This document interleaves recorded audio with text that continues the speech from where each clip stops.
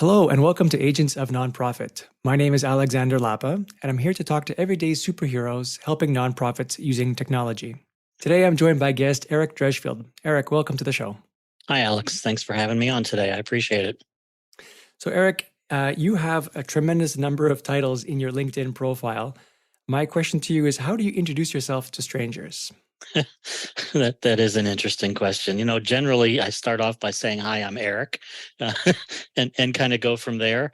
Probably the things that I usually point out are that, and I start generally with where I am today in my career. So I usually talk about being a product evangelist at Mogli, and then from there I go to the community aspect of a lot of the things that I do, which centers around being the group leader for the Evansville, Indiana Salesforce community group, and being the founder of Midwest Dreamin. And if someone asks you, what does that all mean? Like, what is the glue that keeps all these organizations and all these activities together? Oh, wow. I guess I guess in a sense that's me and my passion for people, and wanting to help connect people who have questions to the people who have the answers to their questions.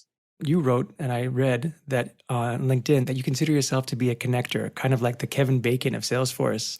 I thought that was really clever. It's a great reference because I remember, was it in the 90s, I guess? The idea of Kevin Bacon was every celebrity, every major celebrity had, what, three connections before they got to Kevin Bacon? What was that? Something like that. Yeah. Yep. That got started purely by accident. It wasn't something I thought of on my own. I was actually standing in line for a session at Dreamforce 2014, just chatting with a friend of mine, waiting to get in the room.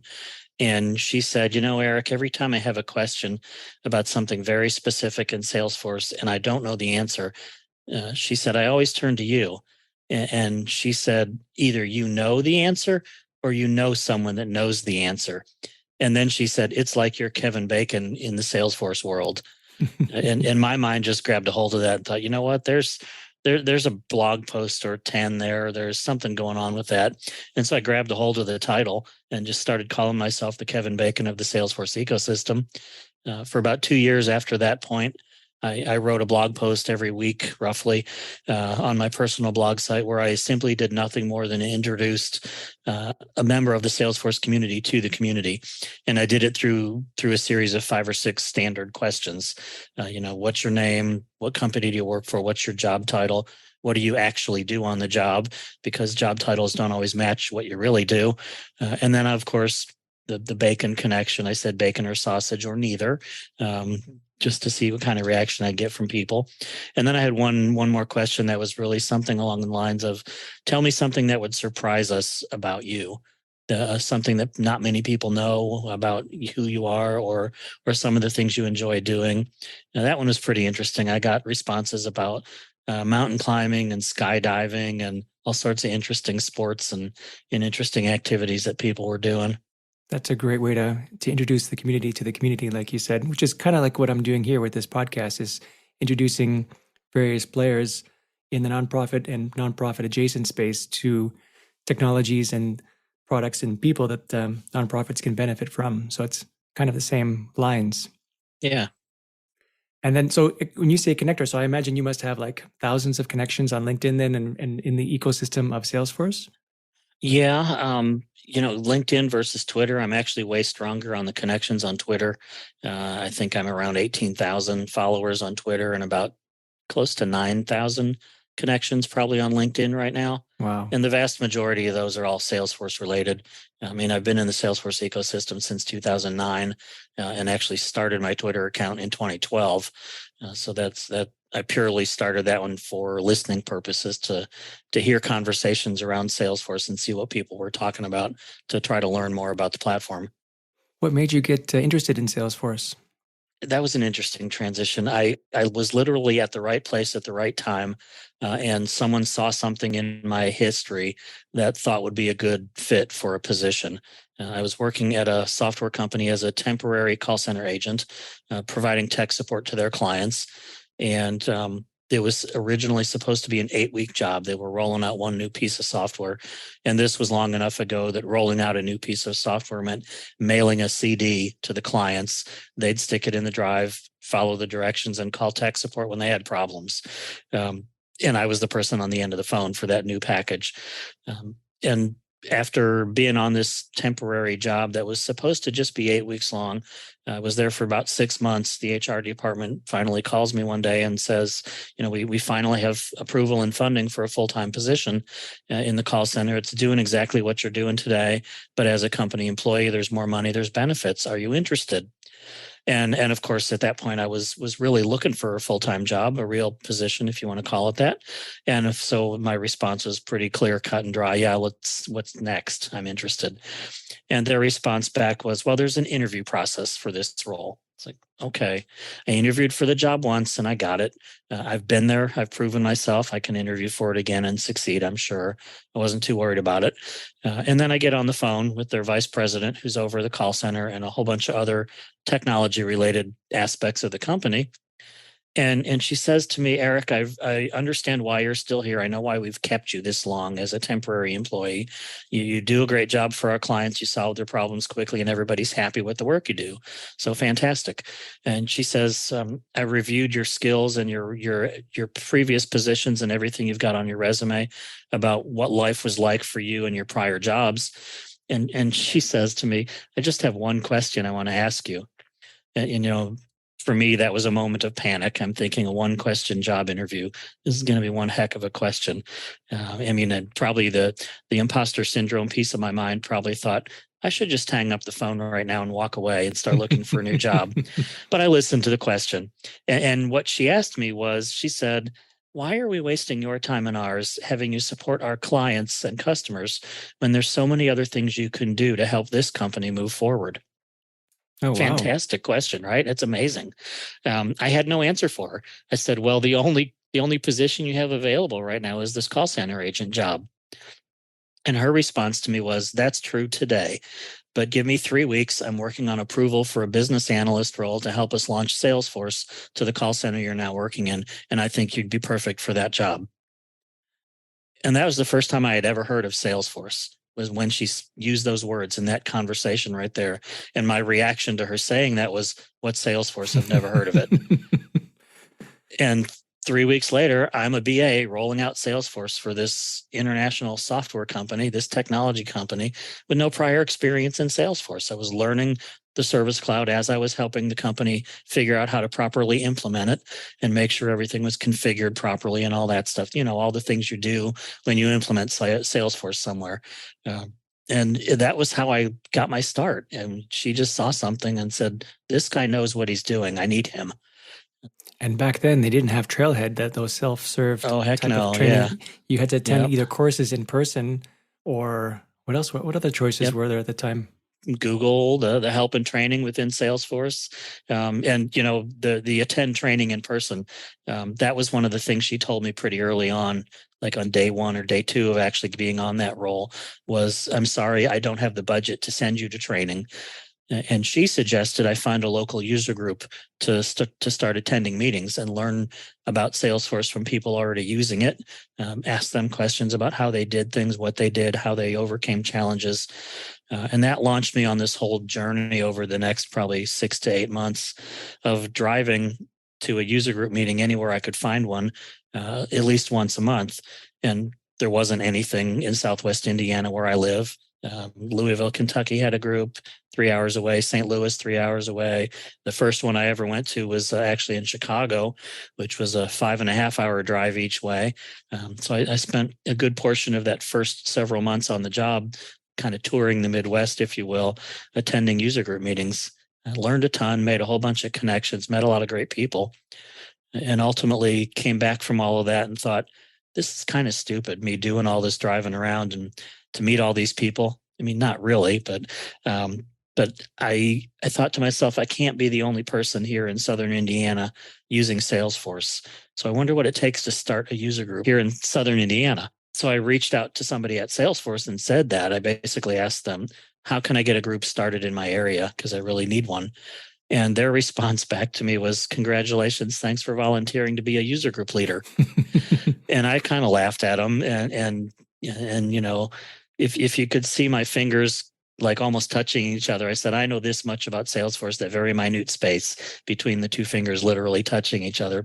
And I need to know everything when I'm kind of outstretching my arms and saying I need all this other stuff. And I said, I'm the wrong person to lead a group because I don't know anything. A few conversations later, and over the course of about 3 weeks, they convinced me that I'm probably really the right person for that role because I'm so curious and hungry for the knowledge. So about a month and a half later, I launched the Evansville, Indiana Salesforce user group, and have been leading it ever since. So in 2010, launched that group, and I'm still running it today. Of course, we switched to the virtual model when COVID got ugly. We haven't gone back to in-person yet, but had 5 people show up for that very first meeting. Those 5 people still come to the meetings most every time, along with anywhere between, 10 to 30 or 40 people, and not just from the Evansville area now that we've gone virtual. It's from anywhere. Is that what evolved into this Midwest Dreaming conference that you now have, or is that something that's separate? It was a similar experience and a similar dare I call it, almost selfish reaction to something. One of the other things my new boss said on this very first role I had in Salesforce when I learned about Dreamforce was, yeah, it's a great conference. I'd love to send you, but I don't have the budget. Our administrator needs to go. Our developer needs to go. Senior management needs to go. My function was, other than helping them launch Service Cloud, was a reporting analyst. So I was the numbers guy, building all the reports and dashboards that helped everybody else understand the business.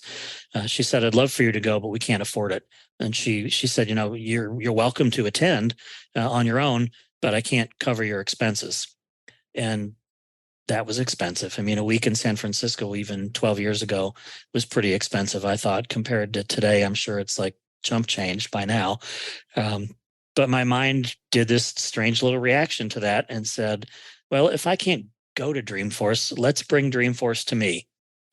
And that was the whole idea behind how Midwest Dreamin got started, was I wanted to experience a Dreamforce-like conference. So I started doing some research, watched some Dreamforce sessions online. I actually talked to a few other people who had organized I think what they called a super user group meeting in the Florida area a couple of years earlier. A couple Salesforce MVPs, Joshua Hoskins, Jackie Trevieso, and a now Salesforce employee, Jennifer Phillips. They organized this thing they called Dreamforce TU Florida. And I think that was held in like 2008, 2009, maybe 2010. And I heard about that somewhere and started asking them questions about what's it take to run an event like that? What do you need? Tell me all your knowledge, dump everything you know about how to do this thing on me. And after learning all of that and figuring out it was going to be a ton of work, I still decided I wanted to do it. And so I created this event out of nothing, found a hotel that was willing to work with me on securing space for a conference where I was expecting 75 to 150 people that first year. And this hotel was willing to let me advertise that we were holding it there on very specific dates without me giving them any money up front, because I had no money from sponsors. I didn't have any extra cash because I had just come off of a relatively long period of what I call underemployment, about 2 years or 2.5 years of making probably 20% of what I was making prior to that until I got into the Salesforce ecosystem. And that's how Midwest Dreamin really got started. I managed to find some sponsors with some partner companies, some ISVs and SI partners of Salesforce, and started advertising the event through the user group leader channels. And had about 100 people show up for that full day of conference in Louisville, Kentucky. So how would you compare it to Dreamforce? And just to make sure my listeners are aware, Dreamforce, for those that don't know, is a yearly event that Salesforce has in San Francisco. It's about a week long, and it's a great opportunity to meet the rest of the people in the community, to learn about new products, to connect with existing vendors or new vendors, and just share the love and be part and feel part of a community of Salesforce. So how would you compare that, basically what you're offering in the Midwest Dreaming, to Salesforce, or to Dreamforce rather? The Dreamin events, as most people tend to call them now, the community-led conferences. There's dozens of them now scattered all around the world. In the years leading right up to COVID, there were probably 35 or 40 all across the world. And they're starting to come back again around the country and around the world. I think the biggest difference really between one of those community-led conferences in Dreamforce is who organizes and runs them and what the focus of the content is. Dreamforce, as you said, is organized and run by Salesforce, so they drive the content.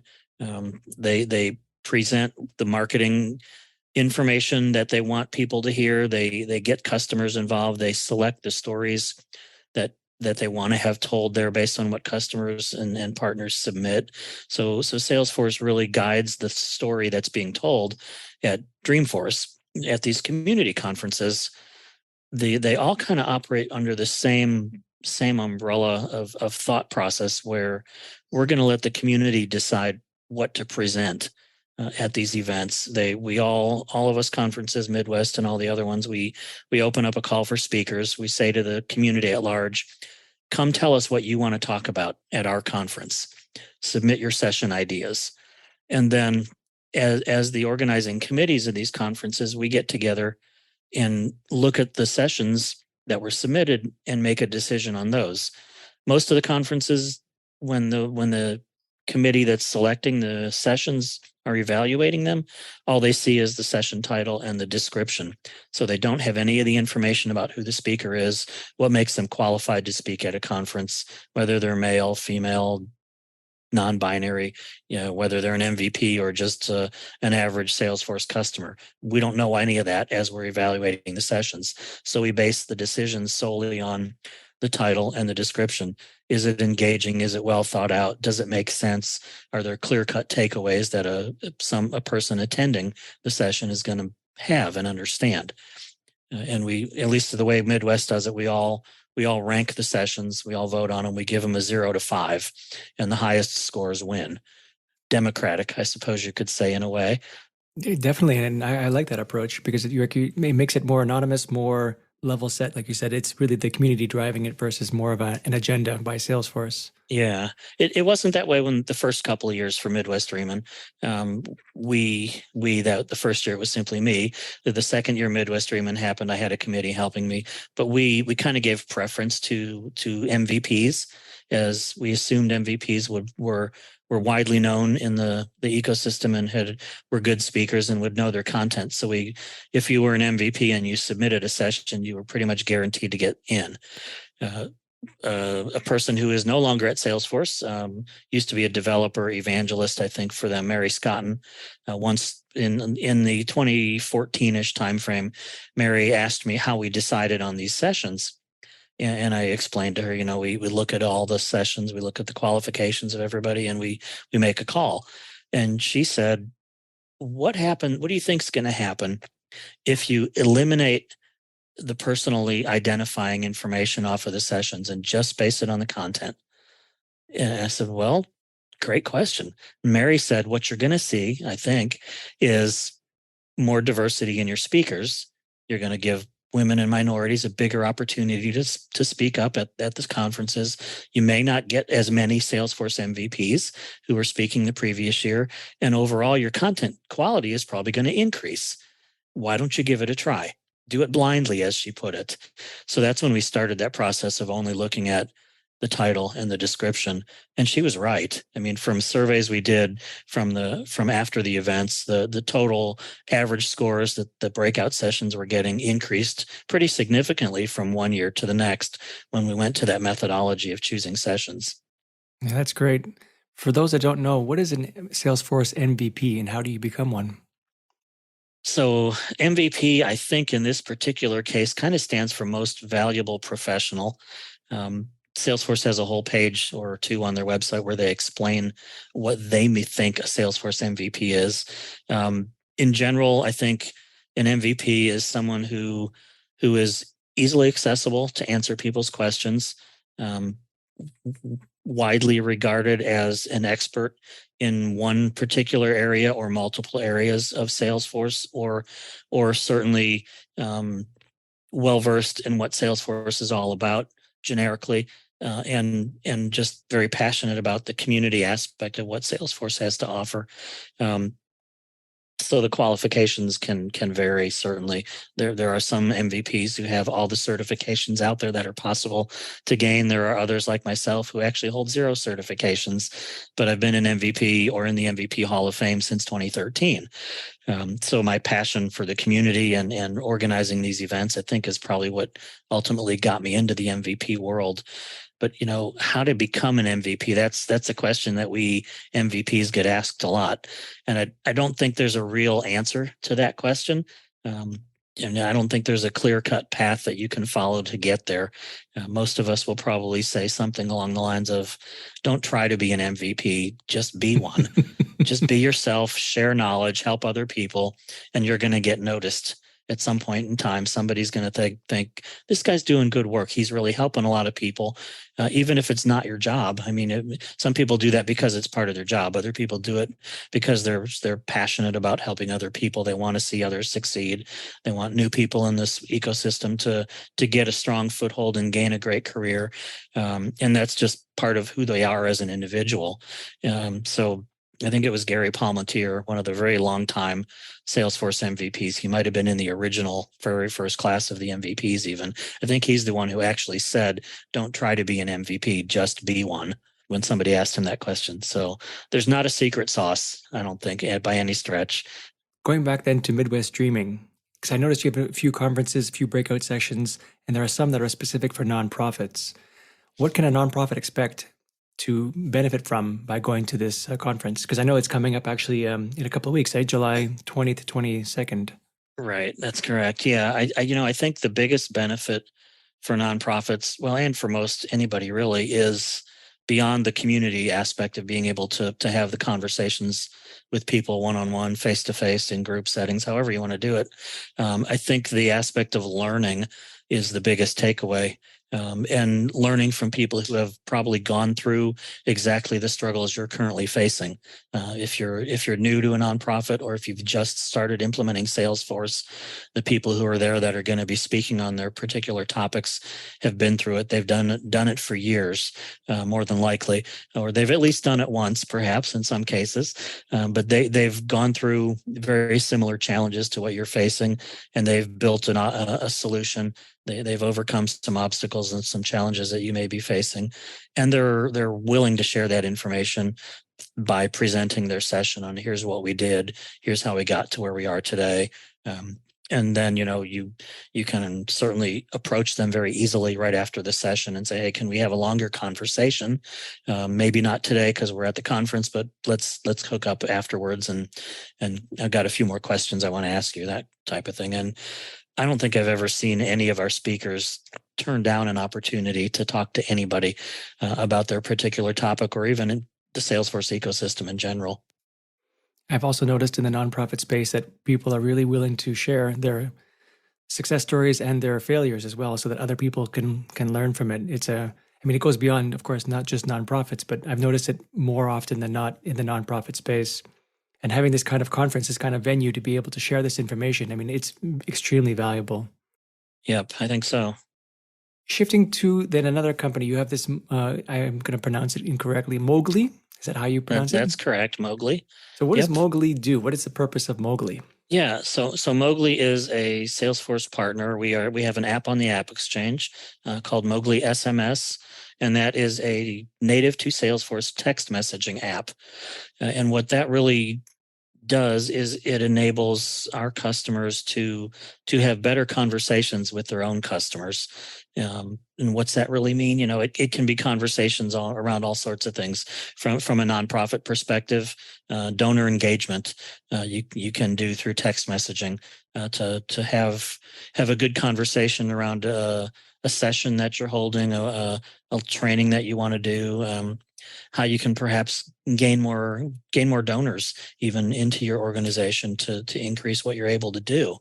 The conversations that Mogli facilitates through the app inside Salesforce can be one-on-one conversations with a very specific person, or you can utilize bulk messaging and send out personalized messages based upon your Salesforce data, but driving the same message to hundreds or thousands of individuals at the same time. It's pretty simple to use. You don't have to be a Salesforce administrator to get it set up, to utilize it on a day-to-day basis. Some of the features and functionality your administrator can control who within your organization has access to certain things, since we're native. And then, of course, the reporting aspect of everything that goes on behind that. Anything you can report on in Salesforce right now, you can report the same types of things utilizing the Mogli data that you capture. So it's SMS and WhatsApp, or are there other channels as well? We also can do multimedia, like small files.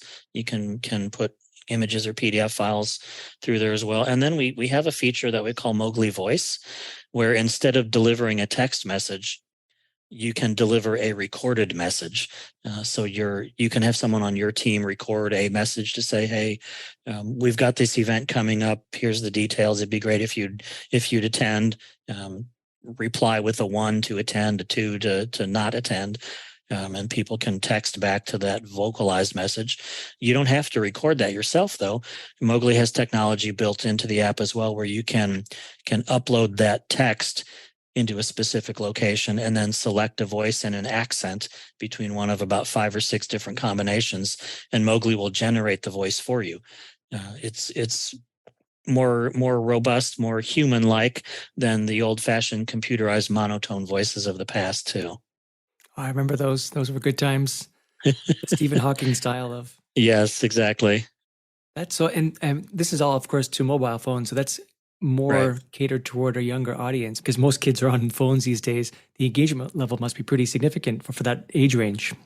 Yeah, it is. And really, overall, the engagement and response rates are pretty high compared to like email, where typical email campaigns may see anywhere between like 3 and 8 to maybe 15% at the high end from response rates. Text campaigns through Mogli tend to run in the 45 to 50% engagement rate, and sometimes even higher. Wow. I mean, if you think about the people you know, how many of them have a cell phone? The answer to that's probably almost every single one, right? From teenage years all the way up to grandparents. Practically everyone in this country has a cell phone, and more than likely they use a text messaging app or service every single day.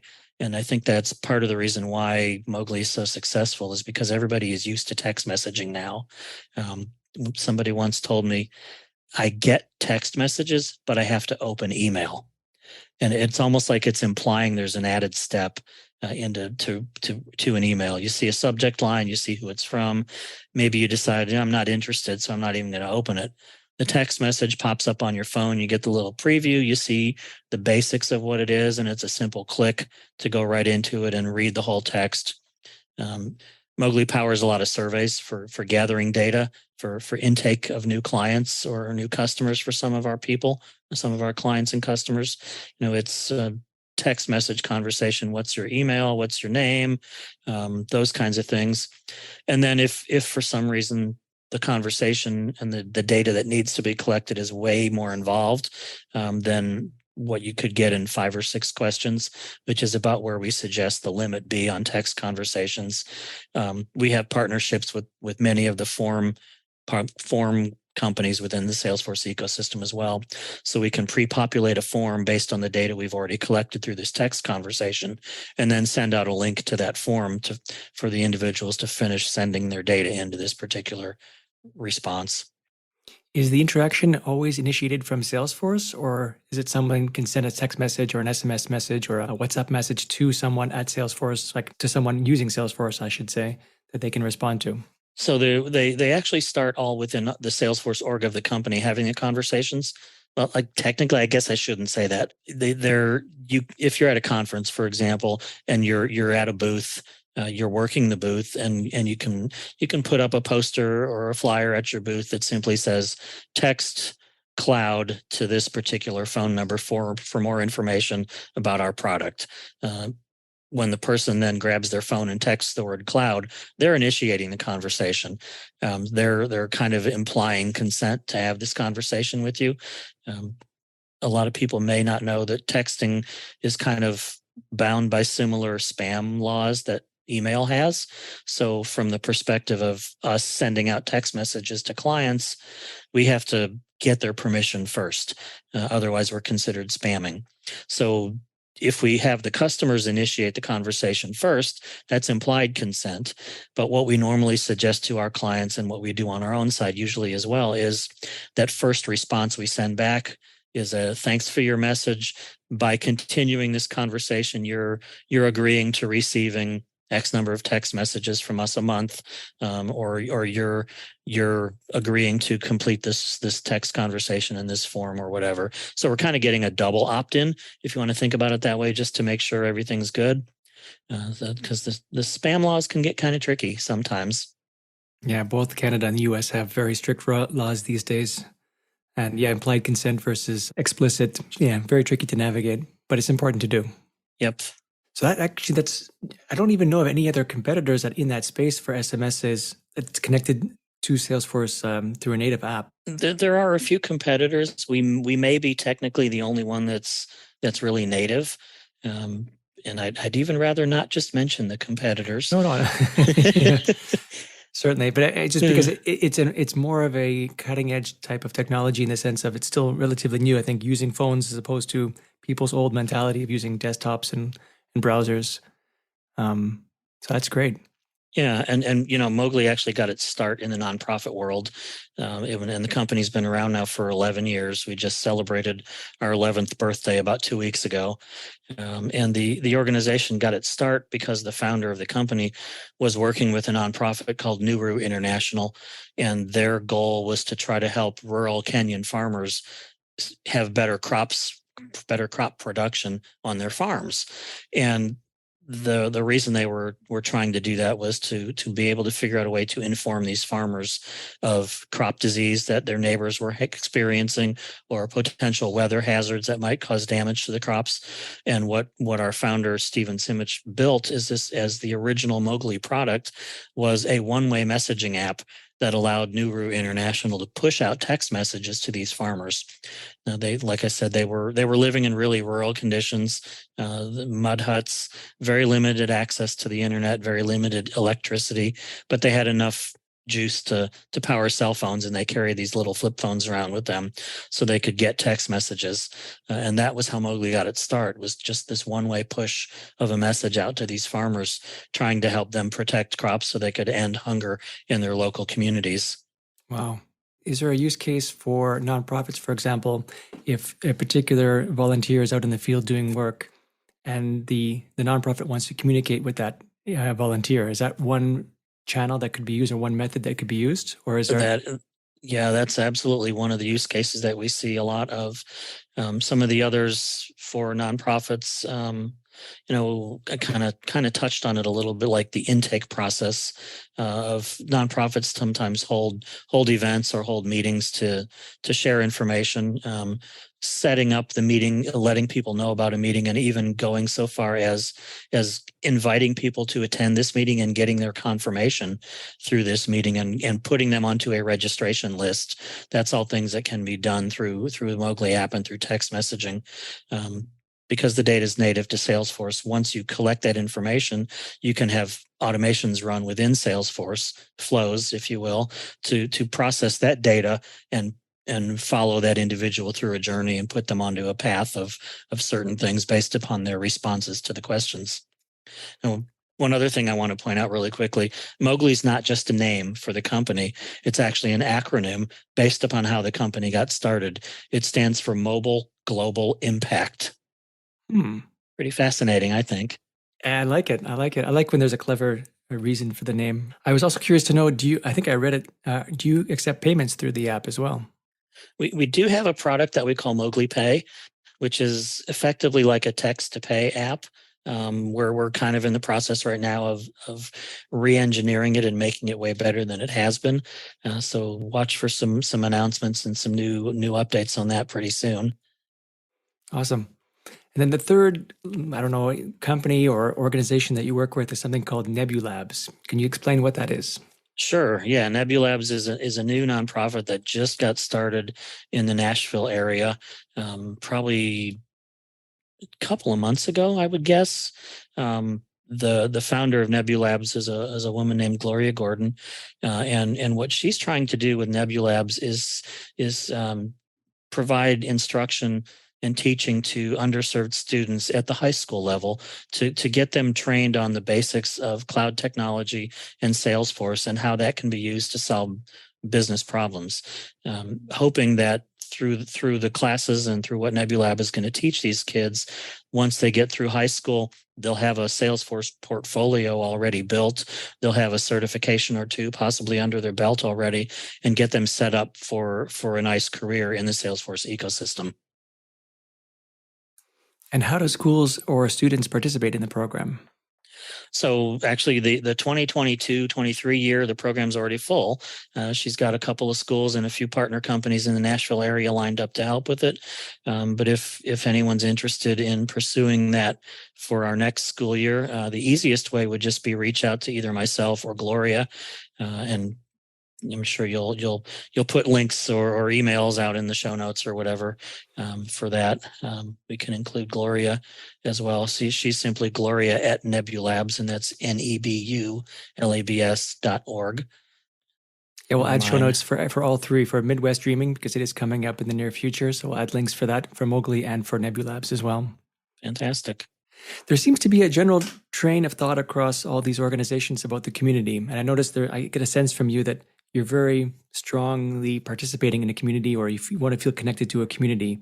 What is it about that what is it about that draws you to it? How did you end up working with and being more involved with a community type of focus? Yep. So as I kind of talked about in that, describing my first role in Salesforce, where the manager told me, go find a user group and meet people.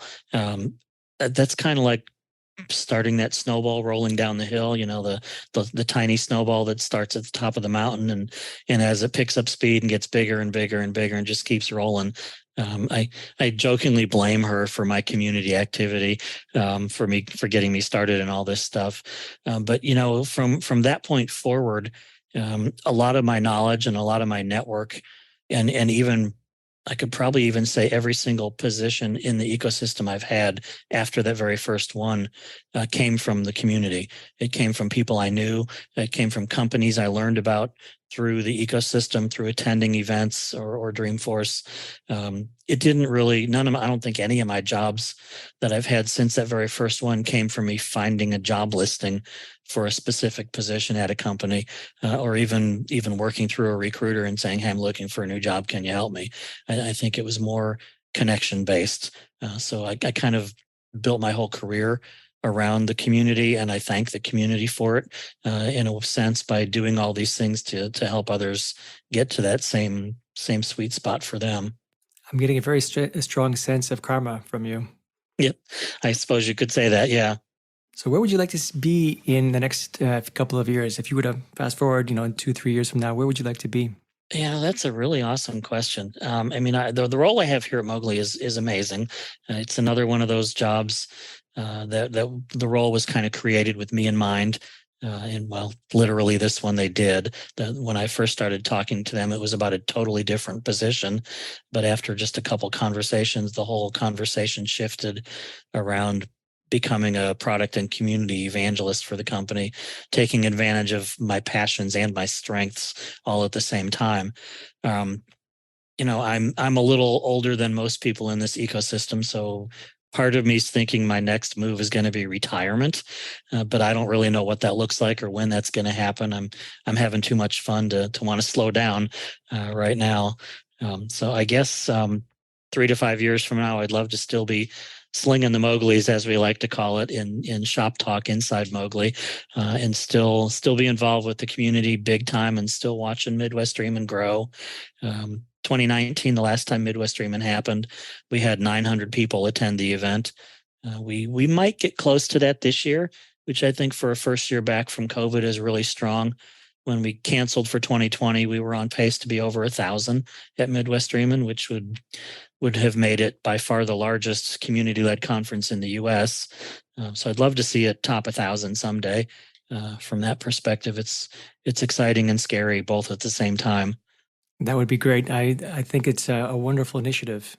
there's like I said earlier, there's a lot of value, I think, to going to these kinds of conferences. You learn so much in that short amount of time that it would take you, many times longer to learn on your own or going through Google. Yep. Listen, this has been great. Where can people find more about you online if they want to get in touch with you? Yeah, so I'm on Twitter for sure at just Eric Dresh. So my first name, the first half of my last name.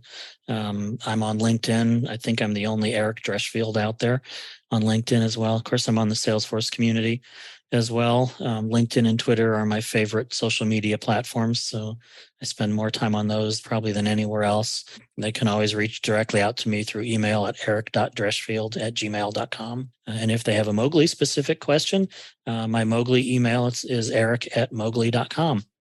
Awesome. Thank you so much for joining me today. Thanks, Alex. I appreciate you having me on today. All right, folks, that's it for today. I'm Alexander Lapa, and I hope you join me again next time for Agents of Nonprofit.